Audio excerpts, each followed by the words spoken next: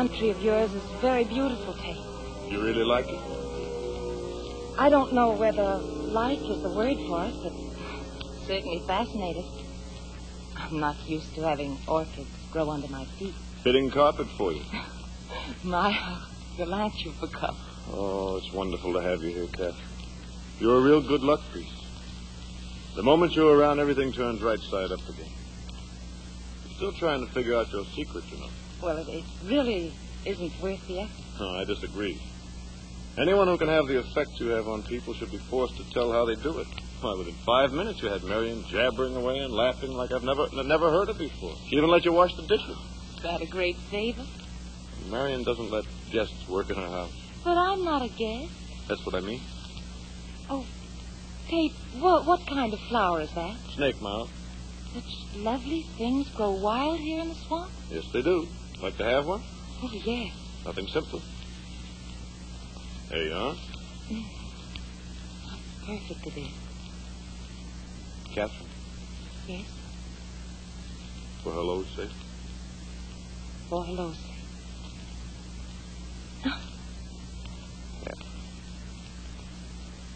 Catherine. There's nothing to be done about it, Dave. Nothing to be done except to forget. This isn't a good place to get caught in a storm, is it? Couldn't be worse. It'll come down in a rush now. We'll have to make a dash for the house. Come on. Oh, I do hope Ellen doesn't wake up before we get back. She'll be worried and upset.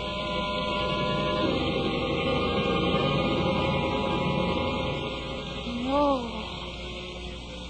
It can't be Catherine and Tate. Oh, but it's true. It's true, the two people I love most. Oh, no.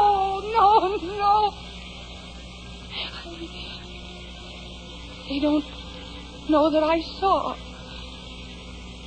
They don't know that I know. I've got to get away so they'll never know. I've got to run far away. Far away.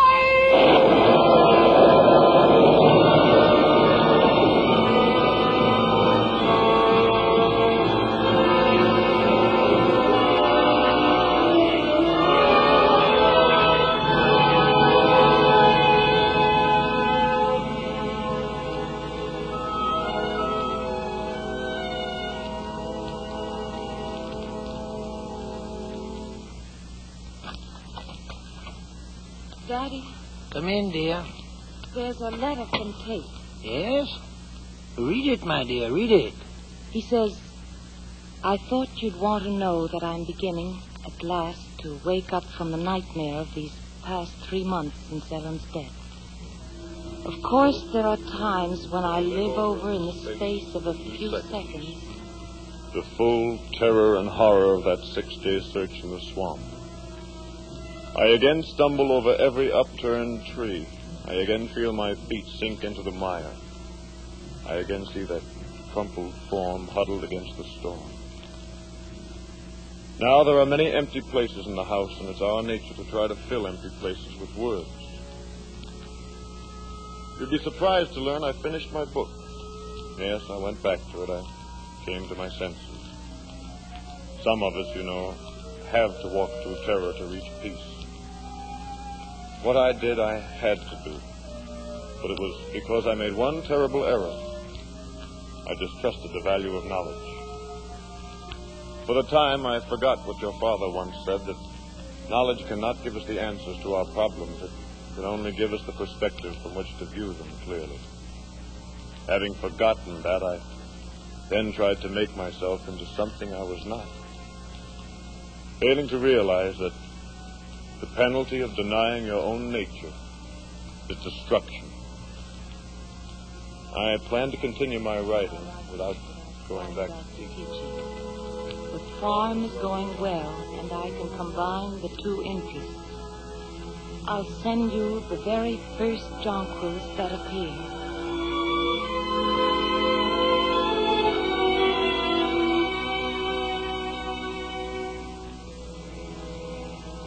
Daddy. Yes, Catherine? Someday I'm going to him.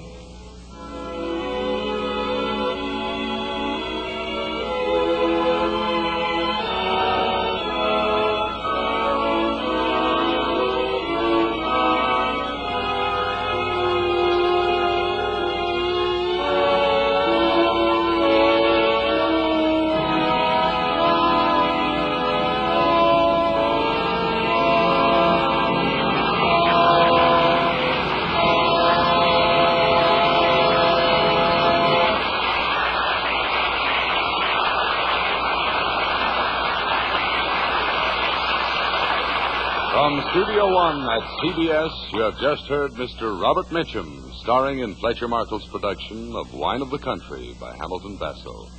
Another of the world's great stories from radio's celebrated playhouse of dramatic entertainment. Tonight's script was prepared by Lillian Shane, and the original score was composed by Norman Lockwood and conducted by Alexander Semler. Now again, Mr. Markle. May a producer identify the principals in our cast tonight?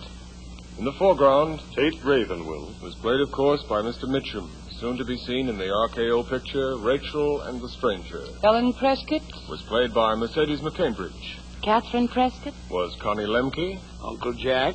Was Everett Sloan. Dr. Prescott. Was Robert Dryden. Marion Blake. Was played by Hala Stoddard. Miriam Wolfe was Cynthia. Bartlett Robinson was Ned. And Tom and Harry Blake were played by Ian McAllister and John Merlin. Mandel Kramer, Ivor Francis, Hedley Rennie, and Louis Quinn assisted. Tom Scott was the man with the guitar and the song. Next week from Studio One, we present you with the final work of a very great American author, whose writing is almost unknown to radio. As native to his time and place as Mark Twain was, and as Sherwood Anderson was, and as Ernest Hemingway is, this writer is our most reliable authority on the brightness and music and confusion of young Americans in and out of love. I'm speaking so warmly, of course, of the late F. Scott Fitzgerald. And next week we bring you his full-length portrait on a typewriter of a very influential man on the American scene, Hollywood's producer of motion pictures. The name of Mr. Fitzgerald's producer is Monroe Starr, and his story, told by the woman who thought she knew him best, is called The Last Tycoon. It's a very wonderful and special story, and to help bring it to life for you, we're having with us in Studio One next week a very wonderful and special star, the most accomplished lady of Broadway and Hollywood, Miss Betty Field. We hope you'll be with us. And now until next week, until Betty Field in The Last Tycoon, this is Fletcher Markle with a good night and thank you from all of us in Studio One. This is Lee Vines, and this is CBS, where 99 million people gather every week, the Columbia Broadcasting System.